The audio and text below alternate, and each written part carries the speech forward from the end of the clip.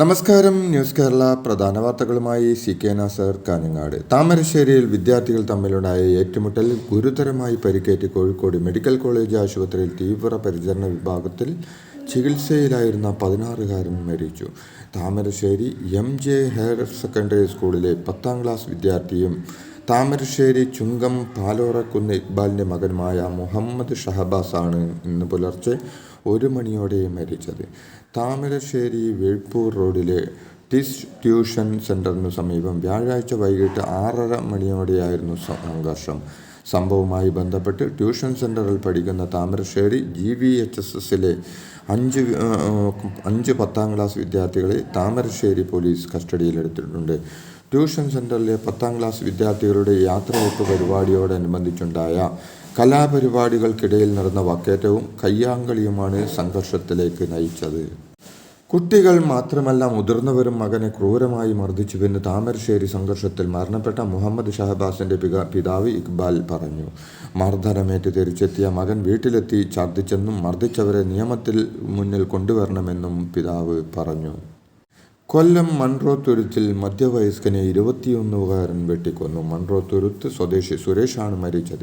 ഇന്നലെ വൈകിട്ട് 7:30ഓടെയാണ് സംഭവമുണ്ടായത്. സുരേഷിൻ്റെ വീടിന് സമീപത്തുള്ള അമ്പാടി എന്ന യുവാവാണ് വെട്ടിയത്. ഇയാൾ ലഹരിക്കടിമയാണെന്ന വിവരം പുറത്തു വരുന്നുണ്ട്. സമീപത്തെ ക്ഷേത്രത്തിൽ ഉത്സവാഘോഷ പരിപാടി നടക്കുന്നതിനിടെ അവിടെ പ്രശ്നമുണ്ടാക്കിയതിന് പിന്നാലെ റെയിൽവേ ട്രാക്കിലെത്തി ആത്മഹത്യയ്ക്ക് ശ്രമിച്ച അമ്പാടിയെ രക്ഷിച്ച് വീട്ടിൽ കൊണ്ടുപോയത് കൊല്ലപ്പെട്ട സുരേഷ് അടക്കമുള്ളവർ ചേർന്നായിരുന്നു. എന്നാൽ വീട്ടിലെത്തിയ ഉടൻ അമ്പാടി വെട്ടുകത്തി ഉപയോഗിച്ച് സുരേഷിനെ വെട്ടുകയായിരുന്നു. സെക്രട്ടേറിയറ്റിന് മുന്നിൽ ആശാവർക്കർമാർ നടത്തുന്ന സമരം ഇന്ന് 20 ദിവസത്തിലേക്ക് കടന്നു. അതിനിടെ ആശാവർക്കർമാരുടെ സമരത്തെ നേരിടാൻ സർക്കാർ പുതിയ ഹെൽത്ത് വോളണ്ടിയർമാരെ തേടി NHM station mission director circular ഇറക്കി. ആയുഷ്മാൻ ഭാരത് ഹെൽത്ത് സ്കീമിൽ പുതിയ വോളണ്ടിയർമാരെ കണ്ടെത്തി പരിശീലനം നൽകാനാണ് നിർദ്ദേശം. ആശാവർക്കർമാർ സമരം തുടർന്നാൽ ബദൽ സംവിധാനം ഒരുക്കണമെന്ന സർക്കുലറിന് പിന്നാലെയാണ് പുതിയ നിർദ്ദേശം. സർക്കാർ നീക്കം അനുവദിക്കില്ലെന്നാണ് ആശാവർക്കർമാരുടെ പ്രതികരണം. ആശാവർക്കർമാരോട് CPMന് ശത്രുതാപരമായ നിലപാടില്ലെന്ന് പാർട്ടി സംസ്ഥാന സെക്രട്ടറി MV ഗോവിന്ദൻ പറഞ്ഞു. CITU സംസ്ഥാന വൈസ് പ്രസിഡന്റ് PB ഹർഷകുമാർ നടത്തിയ പരാമർശം അദ്ദേഹം തള്ളി. ആശാവർക്കർമാരുടെ പ്രശ്നങ്ങൾ ചർച്ച ചെയ്ത് പരിഹരിക്കണമെന്നാണ് CPM നിലപാടെന്നും അദ്ദേഹം വ്യക്തമാക്കി. CITU നേതാവിൻ്റെ അധിക്ഷേപം ശരിയല്ലെന്നും വിമർശിക്കാൻ മോശം പദങ്ങൾ ഉപയോഗിക്കേണ്ട ആവശ്യമില്ലെന്നും നല്ല പദങ്ങൾ ഉപയോഗിക്കാമല്ലോ എന്നും അദ്ദേഹം ചോദിച്ചു. സംസ്ഥാനത്ത് ഉയർന്ന താപനില മുന്നറിയിപ്പ്. ഇന്നും നാളെയും കണ്ണൂർ ജില്ലയിൽ ഉയർന്ന താപനില 39 ഡിഗ്രി സെൽഷ്യസ് വരെയും കാസർഗോഡ് ജില്ലയിൽ ഉയർന്ന താപനില 38 ഡിഗ്രി സെൽഷ്യസ് വരെയും ഉയരുമെന്നാണ് പ്രവചനം. കോട്ടയം, കോഴിക്കോട്, മലപ്പുറം, തൃശൂർ, പാലക്കാട്, എറണാകുളം, പത്തനംതിട്ട ജില്ലകളിൽ ഉയർന്ന താപനില 37 ഡിഗ്രി സെൽഷ്യസ് വരെയും തിരുവനന്തപുരം, കൊല്ലം, ആലപ്പുഴ ജില്ലകളിൽ ഉയർന്ന താപനില 36 ഡിഗ്രി സെൽഷ്യസ് വരെയും ഉയരാം. ഈ ജില്ലകളിൽ സാധാരണയേക്കാൾ 2 മുതൽ 4 ഡിഗ്രി സെൽഷ്യസ് വരെ കൂടുതൽ താപനില ഉയരാൻ സാധ്യതയുണ്ടെന്ന് കേന്ദ്ര കാലാവസ്ഥാ വകുപ്പ് അറിയിച്ചു. വയനാട് ദുരന്തബാധിതരെ പുനരധിവസിപ്പിക്കുന്നതിനുള്ള ടൗൺഷിപ്പിനായുള്ള ഭൂമി ഏറ്റെടുക്കാൻ അനുമതി നൽകിയ സിംഗിൾ ബെഞ്ച് ഉത്തരവിനെതിരായ അരിസൺ മലയാളത്തിൻ്റെ അപ്പീലിൽ ഹൈക്കോടതി ഡിവിഷൻ ബെഞ്ച് സ്റ്റേ ഇല്ല.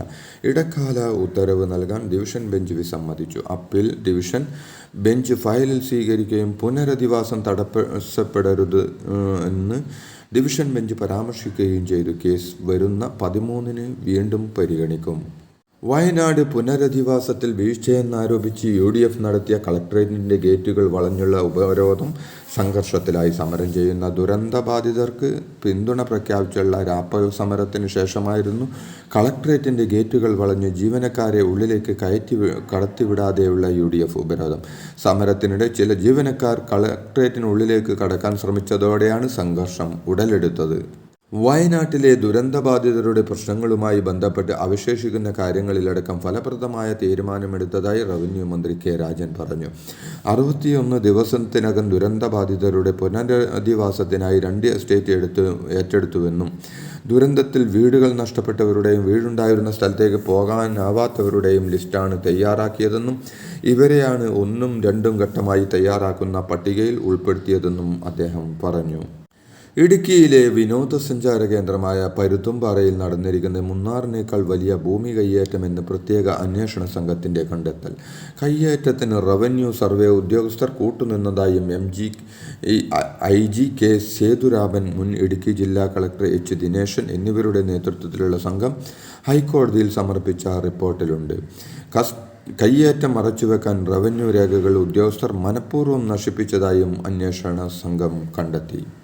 ആശാ വർക്കർമാരുടെ സമരത്തെ അധിക്ഷേപിച്ച് വീണ്ടും CITU നേതാക്കൾ. സമരസമിതി നേതാവ് S മിനി സാംക്രമിക രോഗം പടർത്തുന്ന കീടമാണെന്ന് CITU സംസ്ഥാന വൈസ് പ്രസിഡന്റ് PB ഹർഷകുമാർ അധിക്ഷേപിച്ചു. സമരത്തിന്റെ ചെലവിൽ കുറേ ദിവസങ്ങളായി തിരുവനന്തപുരത്ത് കഴിഞ്ഞുകൂടുകയാണെന്നും കേരളത്തിലെ ബസ് സ്റ്റാൻഡുകളുടെ മുന്നിൽ പാട്ടകുലുക്കി പിരിവ് നടത്തുന്ന പാർട്ടിയാണ് സമരത്തിന് പിന്നിൽ പ്രവർത്തിക്കുന്നതെന്നും അതിൻ്റെ നേതാവാണ് മിനിയെന്നുമായിരുന്നു PB ഹർഷകുമാറിൻ്റെ ആരോപണം. ശശി തരൂരിന് കോൺഗ്രസ് നൽകിയത് ഒരു MP ലഭിക്കാവുന്ന ഉയർന്ന പരിഗണനയെന്ന് മുതിർന്ന കോൺഗ്രസ് നേതാവ് PJ കുര്യൻ പറഞ്ഞു.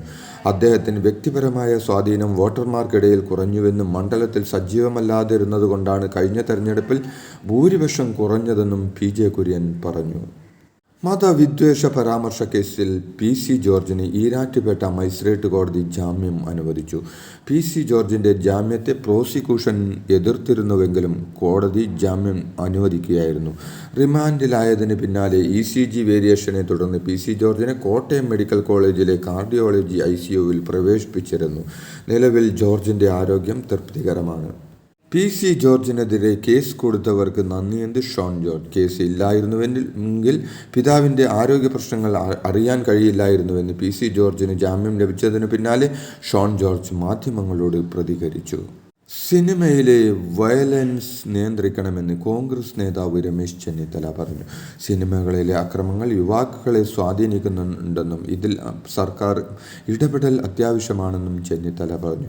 വ്യാപകമായ ആക്രമണം നടക്കുന്നതിനിടയിലാണ് സിനിമയിലെ വയലൻസ് കൂടുന്നതെന്നും RDX, കൊത്ത, മാർക്കോ സിനിമകൾ അതിന് ഉദാഹരണമാണെന്നും ഇത്തരം ചിത്രങ്ങൾ യുവാക്കളെ വഴിതെറ്റിക്കാനോ ആക്രമണങ്ങളിലേക്ക് നയിക്കുന്ന രീതിയിലോ ശ്രമിക്കുന്നത് ആപത്കരമായ കാര്യമാണെന്നും അദ്ദേഹം കൂട്ടിച്ചേർത്തു.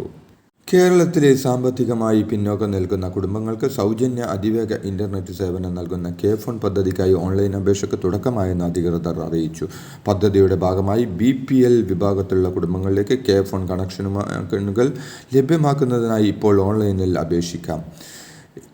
കൂടാതെ 90 61 60 44 66 എന്ന വാട്സപ്പ് നമ്പറിലേക്ക് K-Phone BPL എന്ന് ടൈപ്പ് ചെയ്ത് അയച്ചാൽ തുടർ നടപടികൾ വാട്സപ്പിലൂടെയും ലഭ്യമാകും.